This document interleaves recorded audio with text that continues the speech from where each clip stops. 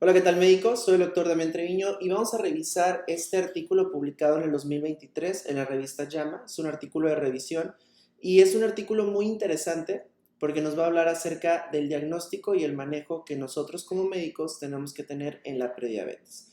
La importancia es más que obvia al conocer este tipo de artículos porque la prediabetes es una de esas enfermedades que todo el mundo conoce, pero muy pocas personas le ponen atención o muy pocas personas se preocupan realmente por dar un buen tratamiento. Entonces vamos a ver cuáles son las actualidades con respecto a esta enfermedad, a esta entidad. Como sabemos, el artículo siempre tenemos que estar revisando que el título nos esté hablando un poco o nos sugiera todo lo que nos va a hablar acerca del artículo, el tipo de artículo que estamos nosotros revisando, que en este caso es un artículo de revisión, muy bien, y la revista. Así también en ocasiones podemos enfocarnos en el autor que nos puede dar información con respecto a más publicaciones relacionadas con el tema. Recuerda también importante que en los artículos de revisión tenemos que establecer si es un artículo de revisión únicamente es una revisión sistemática o es un metaanálisis, porque en ocasiones los artículos de revisión pueden ser revisiones junto con metaanálisis. En este caso, únicamente es un artículo de revisión, no va a estar comparando diferentes artículos, no va a estar comparando diferentes puntos de otros autores, únicamente va a describir lo que existe en la información con respecto a este tema y cómo lo están abordando en cada uno de los artículos o guías existentes. Nosotros sabemos perfectamente que la prediabetes, ok, vamos a darle un poquito más de zoom, sabemos perfectamente que la prediabetes va a tener criterios específicos de acuerdo a la guía que nosotros estemos revisando. La ADA, que es la guía más importante de diabetes, nos establece los criterios que nosotros vemos aquí, utilizando tres variables. Tenemos la glucosa en ayuno, que se expresa en miligramos sobre decilitro. Tenemos la glucosa después de 2 horas posteriores a haber tenido este test de tolerancia. Recuerda que para yo cumplir estrictamente el valor tiene que ser 75 gramos de glucosa oral y también tendremos la hemoglobina glicosilada. Estos tres parámetros de laboratorio son los que nos ayudan para definir el diagnóstico de prediabetes. La Asociación Americana de Diabetes, o sea la ADA, en sus criterios del 2023, que es del presente artículo, nos establece que la glucosa en ayuno está de 100 a 125 como diagnóstico de prediabetes. La poscarga o 2 horas posterior a la carga de glucosa va a ser de 140 a 199 miligramos sobre decilitro y la hemoglobina glicosilada se va a mantener en 5.7 a 6.4%. Si mi paciente tiene menos a esos valores que nos están poniendo aquí, no lo consideramos como prediabetes. Si mi paciente tiene por encima de estos valores, ya se considera como una diabetes. La Organización Mundial de la Salud establece que la glucosa en ayuno va a ser en un promedio de 110 a 125 para diagnóstico de prediabetes, que es exactamente igual que la ADA, y tendremos que la carga oral de la glucosa 2 horas posteriores será de 140 a 199, no establecen como tal un criterio para la hemoglobina glicosilada. Y el Comité de Expertos Internacionales en 2009 establece que una hemoglobina glicosilada de 6 a 6.4 va a ser el factor o va a ser el valor diagnóstico para yo tener prediabetes. Esto también es muy interesante porque en ocasiones tú vas a ver estudios de laboratorio o vas a ver parámetros de laboratorio que te marcan un corte que inicia a partir de 6 como prediabetes. Viene exactamente que a partir de esta fecha de 2009 se tenía este criterio de 6 a 6.4. Ahorita ya sabemos que arriba de 5.7, o sea 5.8, 5.7, 5.8, ya lo vamos a estar considerando nosotros como una prediabetes. Muy bien. Es importante establecer cada uno de esos factores porque en ocasiones nos llega el paciente que tiene 110 de glucosa, que tiene 122 de glucosa y lo vamos a definir ya que tiene diabetes, no lo vamos a definir. ¿Qué es lo que vamos a hacer con este paciente? Pues evidentemente este paciente se tiene que estar diagnosticando si cumple con los criterios de prediabetes. Pero vamos a ver qué más nos dice este artículo. Como ya sabemos entonces, cada uno de estos son los valores que yo utilizo. Punto muy importante que siempre hay que hacer mención, recuerda que la hemoglobina glicosilada tiene sus ventajas porque nos ayuda a establecer el promedio de valores que vamos a tener de diabetes. Sin embargo, como tal no es exclusivo, porque nosotros podemos tener pacientes que tengan alguna alteración en la hemoglobina, que aquí nos las ponen, anemia hemolítica, deficiencia de hierro, hemoglobinopatías, embarazo o la presencia de uremia, y todos estos pueden ser factores que me pueden provocar una alteración en los niveles de hemoglobina glicosilada y que como tal mi paciente no me cumple el valor que yo estoy buscando, pero no significa que no tenga diabetes. Muy bien. En el programa de prevención de diabetes de los Estados Unidos, que lo vamos a estar mencionando a partir de ahorita como DPP, ellos identificaron un punto también importante que nosotros tenemos que considerar. A pesar de que la población mexicana sea muy heterogénea y no existan estudios de gran escala que me ayuden a determinar la variabilidad de la hemoglobina glicosilada, este programa, el DPP, identificó que los pacientes de raza negra tienen glucosas similares de plasmáticas en ayuno y después de la carga de 75 gramos de glucosa 2 horas después, pero que la hemoglobina glicosilada no concuerda comparado con pacientes de raza blanca. Entonces, en estos pacientes nosotros podemos identificar niveles de hemoglobina glicosilada más elevados que los que corresponden realmente a su nivel de glucosa y establecer como tal un diagnóstico de diabetes cuando puede que no sea el caso. Es importante establecer todo esto porque son las discrepancias que nosotros podemos llegar a encontrar. ¿Cómo vamos a hacer el tamizaje de la prediabetes? Todo paciente que tenga factores de riesgo, así nos dicen en todos lados, hay que hacer tamizaje de prediabetes. Pero, ¿en qué consiste? Bueno, diversas asociaciones, diversos estudios han establecido qué es la recomendación y cuál no es la recomendación. Entonces, aquí, por ejemplo, en el USPST, que es un estudio que todos nos tenemos que aprender, que generalmente lo abreviamos como USPS, este nos va a estar diciendo que tenemos que hacer el tamizaje de prediabetes cada 3 años en pacientes que tengan la edad de 35 a 70 años y que tengan además sobrepeso y obesidad. De antemano, muchos de los pacientes que encontramos en este grupo no se les hace el tamizaje adecuado y llegan ya cuando se tienen diagnóstico de diabetes o cuando ya tienen complicaciones relacionadas.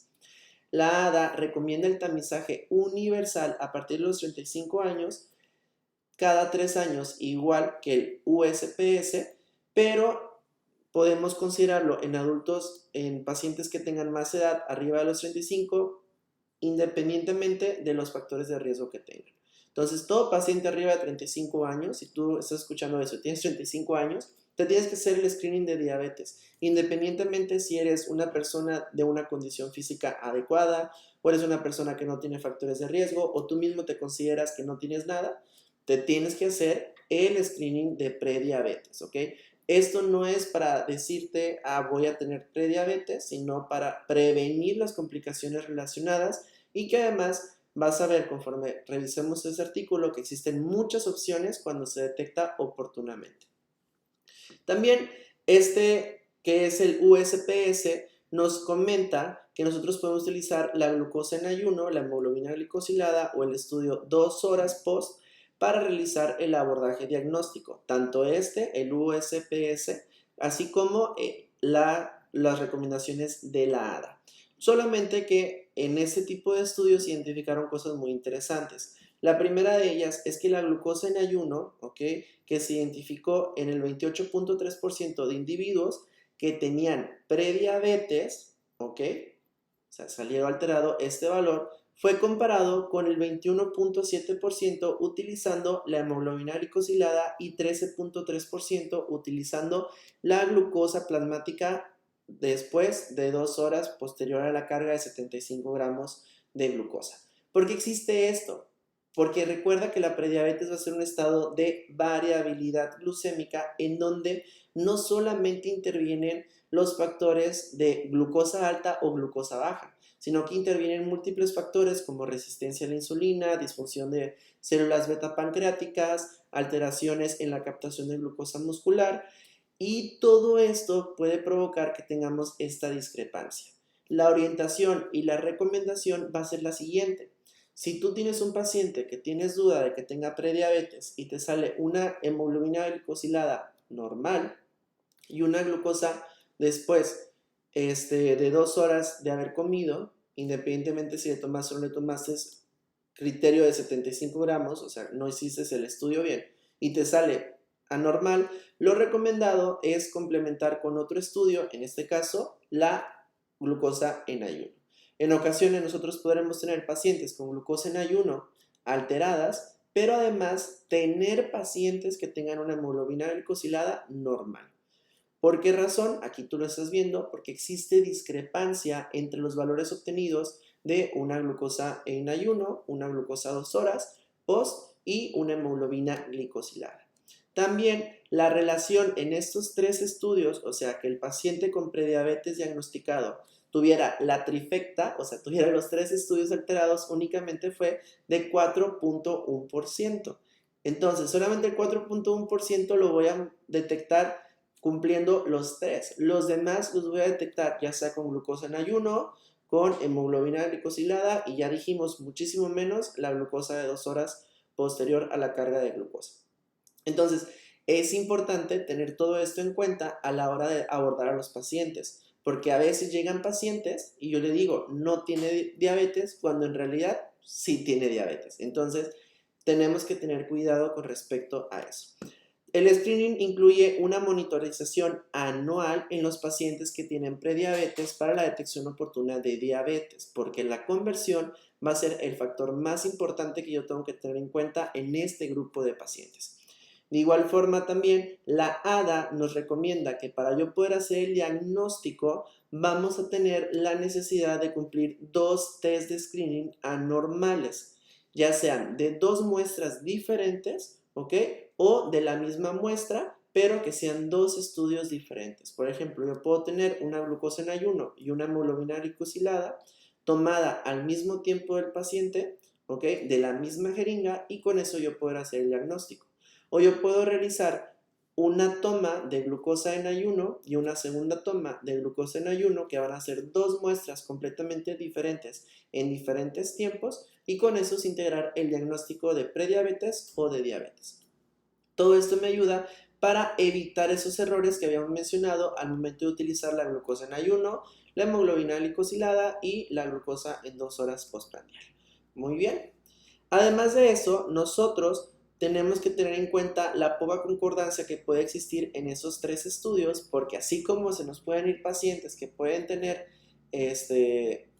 diabetes y no diagnosticarlos, o sea, falsos negativos, de igual forma nosotros podemos tener un falso positivo e iniciarle tratamiento de diabetes a pacientes que no lo tienen. Entonces siempre es importante estar utilizando mínimo 2 estudios para evitar los falsos negativos y sobre todo también los falsos positivos. Recuerda que la diabetes, aunque nosotros lo veamos como algo normal, aunque nosotros como médicos lo consideremos como es una enfermedad común, muchas veces puede desarrollar un impacto negativo en la vida del paciente. Entonces tenemos que tener muchísimo cuidado cómo damos la información, tenemos que tener muchísimo cuidado cómo le explicamos al paciente y cuál va a ser la orientación que yo le voy a poder proporcionar a mi paciente. Hablando de la fisiología de la prediabetes, ¿por qué se vuelve tan complicada diagnosticarla si suena tan sencillo? Recuerda que la prediabetes no es solamente que la glucosa está alta o la famosa intolerancia a los carbohidratos. Aquí nosotros vamos a tener, como nos dice el artículo, varios factores importantes que tenemos que tener en cuenta. Lo primero es que los pacientes van a tener una glucosa en ayuno alterada, tienden a tener niveles elevados o inapropiados de producción endógena de glucosa. ¿Dónde estoy yo produciendo glucosa normalmente en mi cuerpo? En el hígado. Entonces, esos pacientes tienen producción de glucosa endógena inapropiada o elevadamente inapropiada para los niveles de glucosa que ya están manejando, y esto es debido a la resistencia a la insulina que llegan a tener los hepatocitos, a la disminución en el aclaramiento de glucosa hepática y a la poca capacidad que nosotros tenemos de que nuestra glucosa estimule su propia reabsorción y su supresión, o sea que ya no se esté produciendo. Esos 3 factores toman un papel fundamental en el paciente que tiene prediabetes. Y es por esa razón que la metformina por muchísimo tiempo fue el pilar de excelencia en el tratamiento de este grupo específico. Además, no hay que olvidar que cuando mi paciente ya tiene prediabetes, muy probablemente ya tengamos algún grado de disfunción de la célula beta pancreática. Tal vez no tanto como lo encontraría en los estados finales de diabetes o en un paciente con diabetes tipo 1, pero ya existe un grado de alteración en la función. De igual forma tenemos una resistencia muscular, ¿ok? A la captación de glucosa, y esto me disminuye obviamente la capacidad que tenemos de transportar la glucosa hacia el músculo y mantiene cifras elevadas de glucosa. Entonces todo esto se combina en un mismo individuo, y esta es la razón por la que nosotros podemos tener variabilidad en cada uno de los test que nosotros evaluamos. Pues sus pacientes pueden tener glucosa en ayuno alterada, pero tiene una hemoglobina glicosilada normal y una glucosa postprandial normal. Podemos tener una glucosa postprandial anormal, pero el resto de los laboratorios se encuentra normal. Todo va a depender de qué es lo que suceda específicamente en este individuo. Es por esa razón la necesidad de tomar varios test, varios estudios y estar haciendo el screening continuo. Hablemos un poquito de la epidemiología. Aquí no me voy a centrar mucho. Lo importante que nosotros tenemos que tener es que evidentemente cada vez va a aparecer muchísimo más.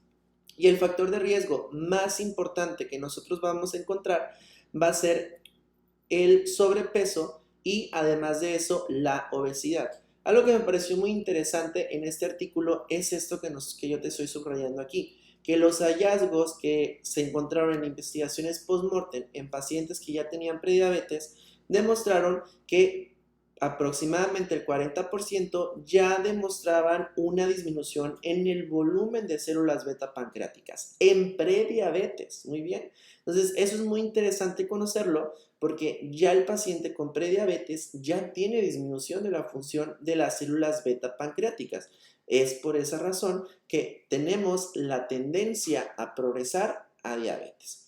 Otro punto muy importante como factores de riesgo va a ser la presencia de edad avanzada, inactividad física, mala dieta y además predisposición genética. ¿Okay? El grupo de población arriba de los 65 años es un grupo en donde va a haber mayor prevalencia de prediabetes con respecto al grupo de los 18 a los 44 años. Punto muy importante que tenemos que considerar porque en la mayoría de las ocasiones se da o se pasa que el paciente que tiene 70, 75 años tenga prediabetes porque lo consideramos como parte habitual y normal y que no hay necesidad de realizar ningún tipo de acción. Claro que hay necesidad de realizar tipos de acciones, claro que ya conocemos que el paciente que tiene prediabetes, independientemente de la edad, va a tener mayor riesgo de muerte, mayor riesgo de hospitalizaciones, y es por esa razón que tenemos que enfocarnos en el tratamiento en este punto de la enfermedad. Muy bien. Vamos a pasarnos ahora con este otro apartado también muy interesante que son las complicaciones. Y uno dirá, pues complicaciones en la prediabetes, pero si tú ni es diabetes, o sea, ¿cuál es la complicación?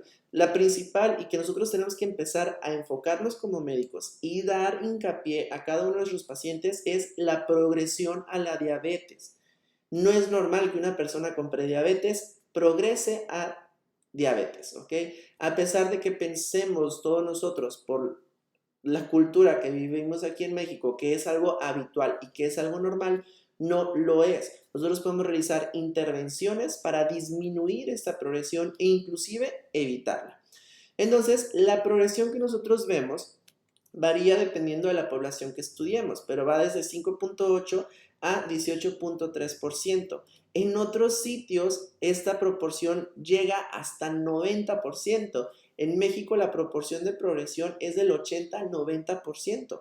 Eso sí es que se detecta la prediabetes, porque la mayoría de las veces nosotros identificamos a los pacientes cuando ya tienen el diagnóstico de diabetes. Si a mí me preguntas cuántos pacientes yo veo de 10 pacientes con diabetes, solamente el punto 3 o el punto 1, o sea, ni siquiera un paciente completo de cada 10 lo puedo diagnosticar en prediabetes porque los pacientes no acuden a la consulta y los médicos de primer contacto no hacen las detecciones oportunas o el screening adecuado. Muy bien, entonces tenemos que hacer mucho hincapié en eso.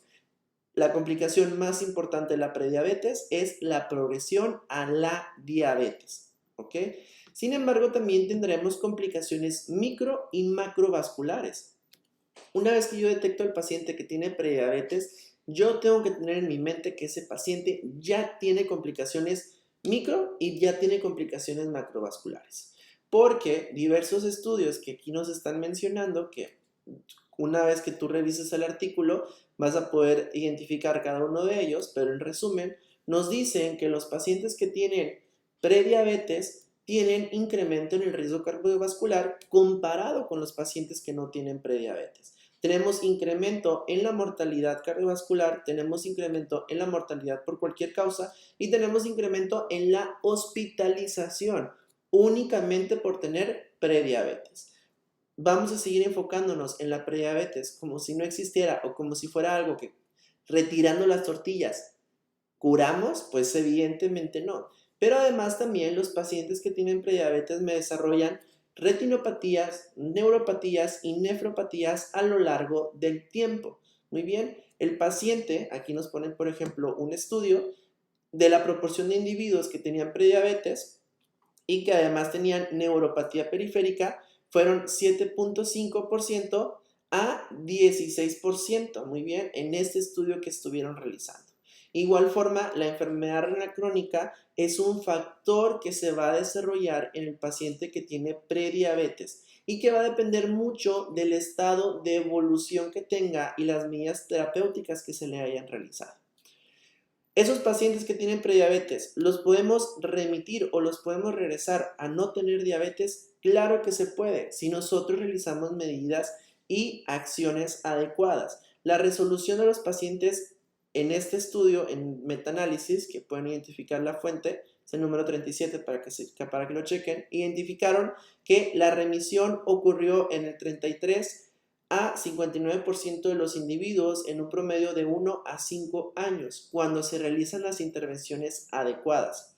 Si no se detectan los pacientes y no se realizan las intervenciones adecuadas, evidentemente la resolución no se va a poder alcanzar.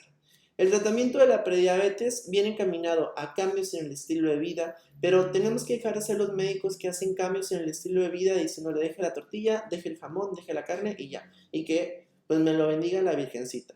Tenemos que integrar nosotros o asesorar o dirigir, si es que no nos gustan, planes nutricionales adecuados a los pacientes. Los planes nutricionales actualmente no van enfocados en dietas estrictas. Los planes nutricionales van enfocados en aprender a comer. Si yo no aprendo a comer, pues entonces yo no voy a poder realizar acciones adecuadas con mis pacientes. No los voy a poder capacitar adecuadamente y el paciente te va a hacer una dieta un mes y posteriormente lo va a dejar. De igual forma también es necesario realizar siempre intervenciones en el estilo de vida en el lado de ejercicio físico. Y sí, la caminata no es suficiente. Tenemos que empezar a quitarnos eso de que mandar a mi señora que tiene 50 años, que tiene 60, a caminar al parque una vez a la semana.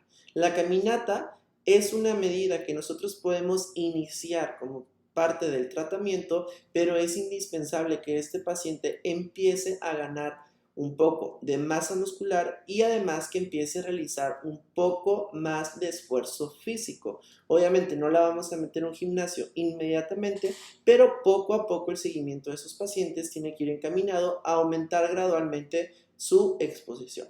Y ese tipo de intervenciones son las que realizan, por ejemplo, en diversos estudios y es muy interesante que manifiestan que lo único que estuvieron comentando los pacientes es que los que estaban en las intervenciones en el estilo de vida tienen mayor dolor muscular que los pacientes que no están en las intervenciones en el estilo de vida y esto es relacionado por la actividad física que empiezan a realizar esos pacientes.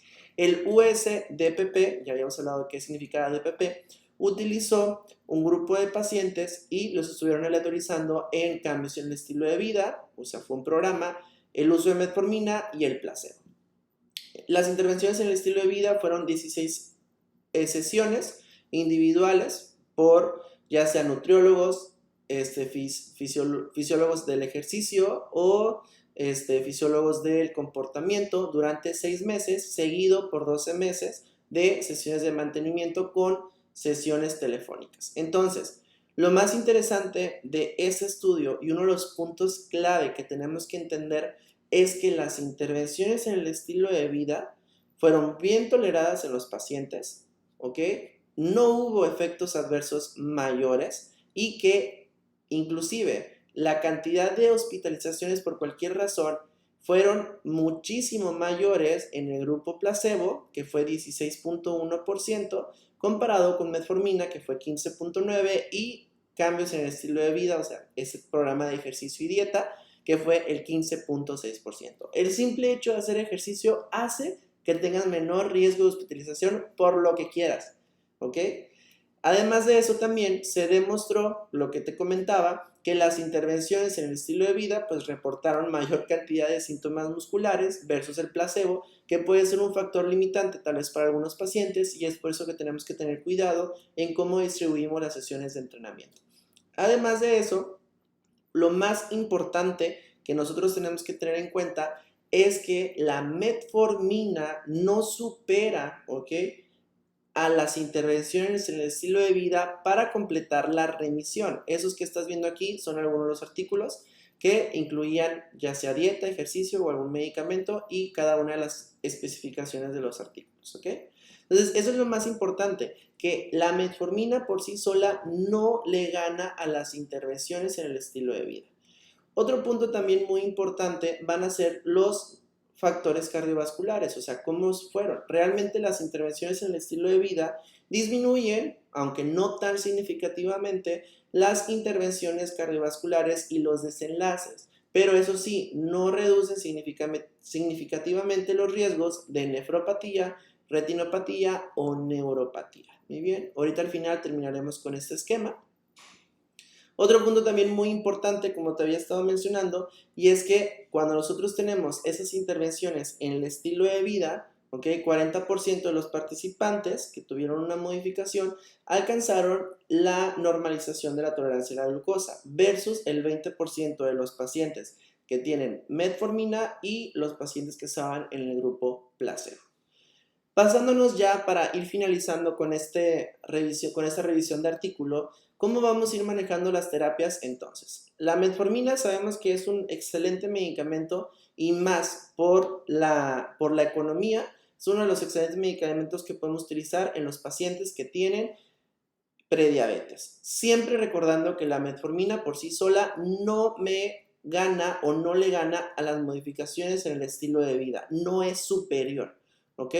Sin embargo, pues yo puedo combinarlas y esto me va a tener una disminución en el desarrollo de diabetes o de conversión de diabetes y la mejoría de los niveles de glucosa, que es lo que yo estoy buscando en el grupo de prediabetes.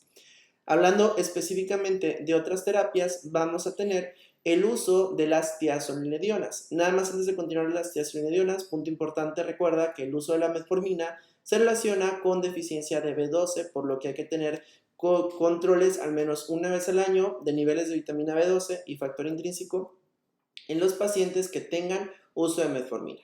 Ok. Pasando a las tiazolinedionas, aquí nosotros tenemos 3 estudios. Tenemos el DREAM, que utilizó rosiglitazona, AGNAU, que utilizó plioglitazona, muy bien, y tenemos también el DPP, que ya habíamos dicho cuál era, que utilizó troglitazona. Cada uno de estos, si tú te das cuenta, demostraron una reducción, ¿ok?, en el desarrollo de diabetes en pacientes que tenían prediabetes. El primer estudio utilizando en ese grupo de pacientes troglitazona fue 3.0 versus 12, que fue el placebo. Rosiglitazona 10 versus 25. Y AGNAU, que utilizó plioglitazona, 2.1 versus 7.6. ¿Okay? Los inhibidores de la alfa-glucosidasa, que son uno de ellos, por ejemplo, la carbosa, demostró una reducción del 32 versus el 42%, que no es para nada significativa. La liraglutide también demostró una eficacia, que es aquí en donde nos pasamos a los GLP-1, que aquí ellos demostraban la reducción de 2% versus 6%, y de semaglutide de 0.5% versus 3% en un estudio que se conoce como el STEP Program, que son los steps que evalúan la semaglutide. La tirzepatide, al ser un medicamento que está dirigido únicamente a la reducción de peso, no existe evidencia que él mencione el por qué sí y el por qué no estarlo utilizando en este grupo de pacientes. Los medicamentos, solo recordar por último, los medicamentos como la metformina y la tiosinolediona no tienen efectos permanentes en la resistencia a la insulina y en la disfunción de la célula beta. Muy bien, por lo que sus efectos a largo plazo pueden que no sean tan eficaces como por ejemplo los GLP-1 o la ascarbosa. La ascarbosa tampoco tiene muy buenos efectos, pero pues aquí no le dicen de cosas. Este recuadrito es para que tú te quedes cómo voy a abordar yo a mi paciente que tiene prediabetes. Tengo que identificar quiénes son mis pacientes que tienen factores de riesgo y con esto establecer mis criterios diagnósticos. Establecer qué paciente va a tener indicación para iniciarle tratamiento con metformina y qué pacientes tengo que realizar intervenciones en el estilo de vida. Recordando que las intervenciones del estilo de vida tienen que enfocarse en el contacto con un team, con un equipo, modificaciones de la dieta, disminuyendo al menos 700 kilocalorías y haciendo objetivos directos sobre las grasas saturadas y los azúcares simples, reducir la actividad aumentar la actividad física, que sea al menos más de 30 minutos, 5 o más días por semana, el automonitoreo, la pérdida de peso, que sea mayor al 7% y dejar de fumar, mejorar el sueño, mejorar la higiene y reducción del estrés. Si a pesar de esto mi paciente no mejora, yo puedo considerar a los pacientes a una terapia de metformina si es que no los consideré desde el inicio. Ya para concluir, la prediabetes obviamente se va a relacionar con factores de riesgo cardiovasculares, con incremento de la mortalidad y lo más importante, con desarrollo de diabetes. La prediabetes es el momento ideal para que nosotros como pacientes nos empecemos a preocupar por nuestra salud y nosotros como médicos también empecemos a tomar medidas para prevenir esta enfermedad que prácticamente la consideramos como normal. Si te ha gustado este video, no dudes dejar alguna pregunta, alguna duda que te haya surgido o algún comentario, todo se agradece. Y recuerda que estaremos publicando videos como estos, revisando artículos específicos de diversos temas relacionados con medicina interna aquí en este canal. Yo soy el doctor Damián Treviño, soy médico internista y ha sido un placer para mí darte esta clase. Que tengas un excelente día.